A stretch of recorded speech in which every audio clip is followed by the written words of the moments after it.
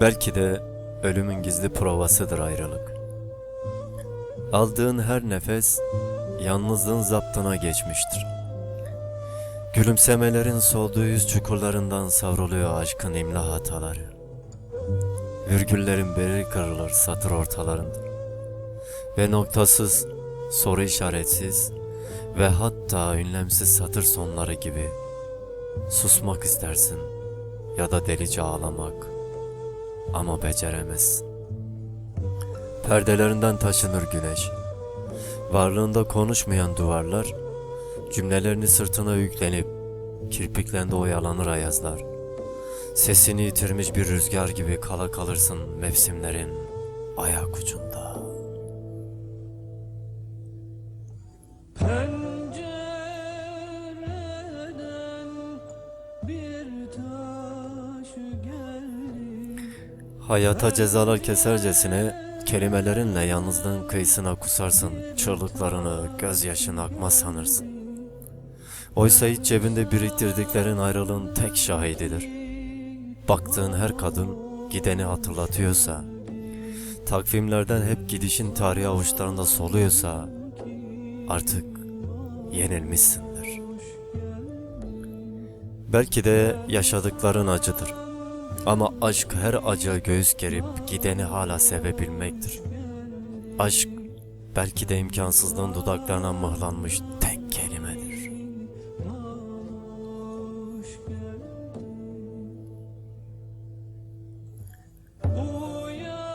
Hala sol yanım kanamakta. Hala cerahati bitmemiş bir ayrılığın narkozunda. Parmak uçlarım ısrarla onun adını yüreğime karalamakta. Sensiz ölmeyi göze alıp ölemiyorsan, uzaklarda senin saçlarına değil de başkasının saçlarında dolaşan ellerini hala özlüyorsan, hala sevmektesin.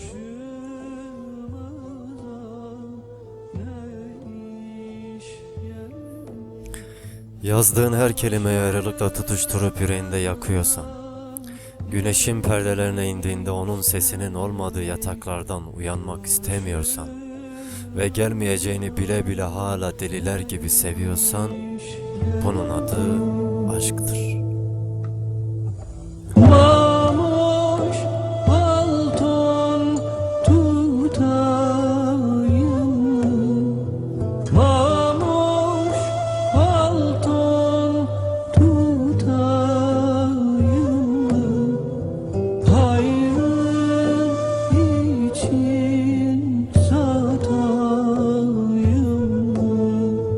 Hayrın için satayım. Şehrimin üzerine perdelenirken akşam, kapıda dili tutmuş bir gece karşılıyor beni. Beni bekleyen dört duvar yalnızlığı ve kırık aynalarda ipini çeken yarım cümlelik adam.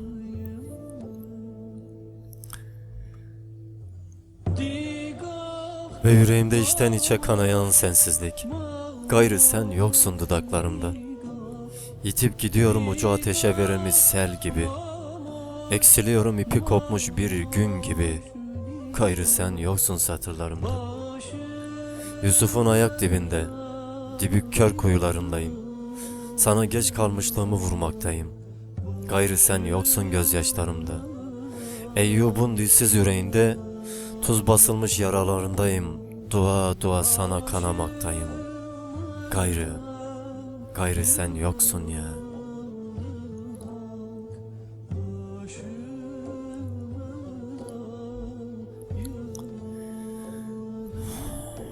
Uzun bir romanın içinden düştü cümleler.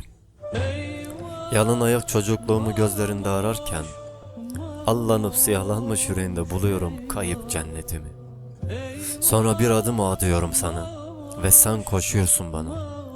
Biz olurken yürekler, bedenlerimiz açıkta kalır. Umudu giyinmeye denedikçe, büyüdükçe daralacağını fark ediyoruz. Mutluluğu deniyoruz, o da olmuyor. Ama yüreklerimiz biz olmayı başarabiliyor. Sen ve ben. Çocuk oluyoruz, elimizde iki fırça. Geceyi kahvenin en koyu tonuna boyuyoruz. Hayatın en acı halini çiziyoruz gözlerimize. Gayrı sen yoksun. Suskunluğu girmiş dudaklarıma sürerken adını. Bir çift umut beliriyor gözlerimin en ıslak yerinde. Islak dediğimi aldırma. O nem kavuşmaya edilmiş bir yemin ve yıllarca beklenilmiş bir özlemin en sesli hali. Bırak, bırak en ıslak yerinde kalsın kirpiklerim. Ne de olsa gözlerin, memleketime güneş diye çöker her sabah. Gayrı sen yoksun. Şimdi üzerinde görmek istemediğim o siyah elbiseni giyin. Acıyı da kondur yüzüne ve çık karşıma. Alnından öpmeye hazır yüreğim. Çığlık çığlığa haykırsın adını. Ve sıkıysa sus, adının yanına adımı yanaştırıp biz olduk dediğimde. Susmanı da sevdamıza katarken, ölümün en süslü haliyle geleceğim sana. Öksürüklerimi boğazıma ilmekleyip, son kez adını adıma yanaştıracağım. Seni seviyorum diyeceğim. Seni çok seviyorum. Seni çok seviyorum. Çok seviyorum. Çok seviyorum. Çok seviyorum.